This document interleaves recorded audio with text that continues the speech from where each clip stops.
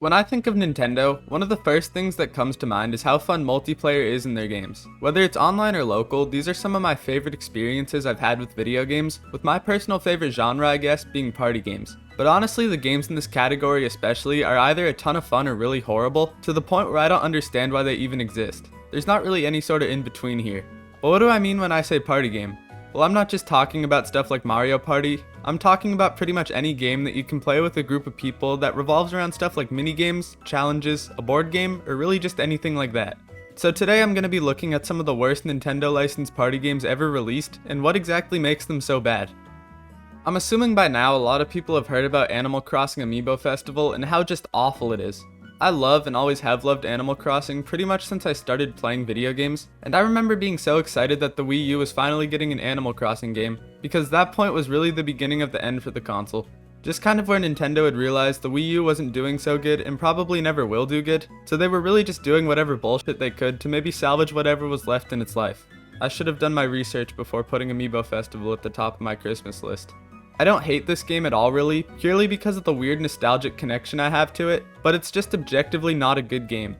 There are some really weird concepts in Amiibo Festival, especially for a console that failed as bad as the Wii U. And I say this because to even play the game you need amiibos or these amiibo card things. A lot of this game doesn't really feel like a video game if that makes sense, because the whole main board game mode is rolling dice, reading, and watching a few numbers go up and down on screen. What's even weirder to me about this game's design is the fact that the minigames are a whole separate thing from the board game mode, and there's only 8 of them.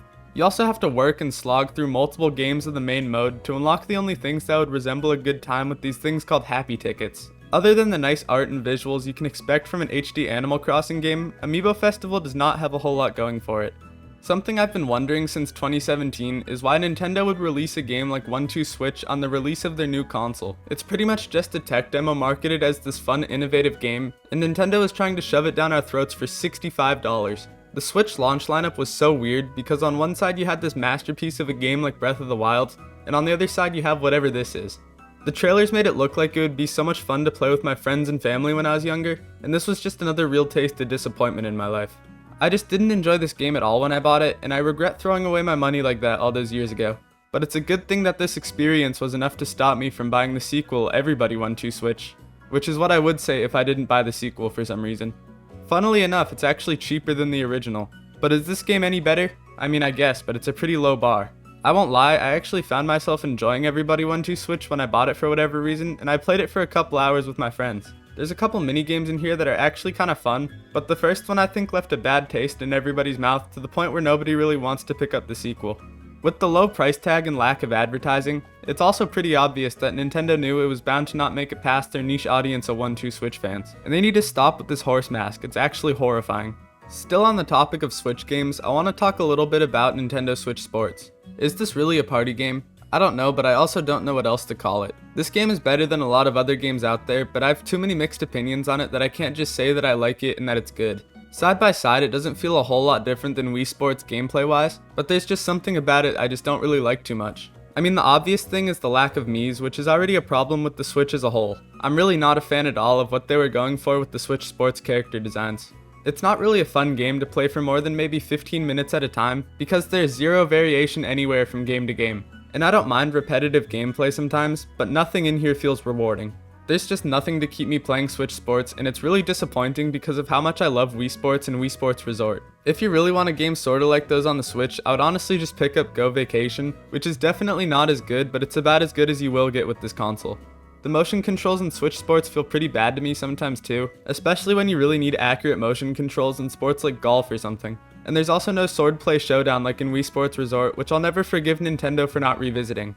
But all in all, Nintendo Switch Sports is decent at best most of the time, and while I can have a good time on it once in a while, most of the time I spend on it is time I feel sad. This next one is kinda controversial to include in a video about bad party games, but I cannot wrap my head around how people can thoroughly enjoy a game like Fortune Street for the Wii. This game is sorta like Monopoly, but weird and with both Dragon Quest and Mario characters. A normal game of Fortune Street basically has each player rolling dice to go around and buy shops in each district with the goal of having the highest net worth at the end of the game. There's a couple of mini games in here too, but unlike some other party games, you can only play them when you land on specific spaces, so it's rare to actually be able to play them, and a couple of them are pretty much just gambling. I feel like this game is one of those games where you either love or hate it, especially because of how stressful it can get. A lot of it is extremely luck based, and if you don't get a good dice roll on your turn, you get screwed over pretty much instantly.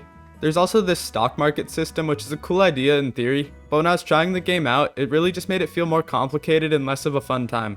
And you don't know unfair CPU opponents until you play Fortune Street. None of my friends wanted to play it with me, so I was stuck against bots that would roll perfectly every time and buy out the districts before I even had a chance to move. On top of all this, the games can get super long and drawn out to the point where I just wanted to quit. I will say though, the concept of Fortune Street is really interesting and unique, and it is pretty satisfying when you do win after throwing away 3 hours of your life. But I just don't want to be stressed and think as much as I have to in this game when I'm trying to have a fun time on a party game.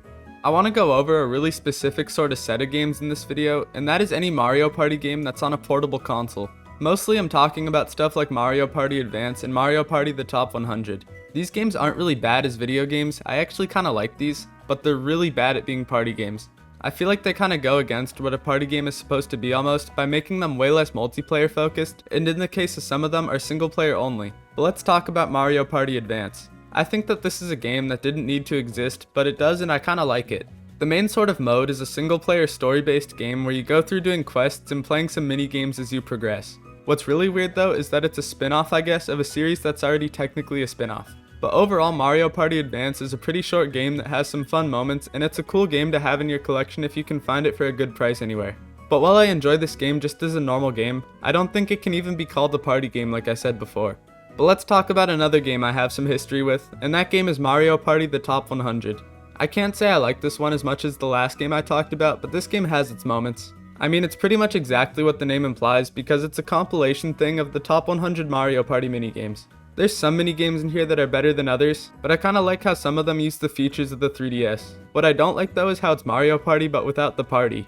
While you can play multiplayer with other people, you also need multiple other copies of the game and multiple other systems to play it on. I don't think I've even touched the multiplayer in this game, but it's decent as a single player game if you have maybe half an hour to kill. It also released at a pretty bad time for anyone to really notice it because the Switch had already been out for a few months at that point.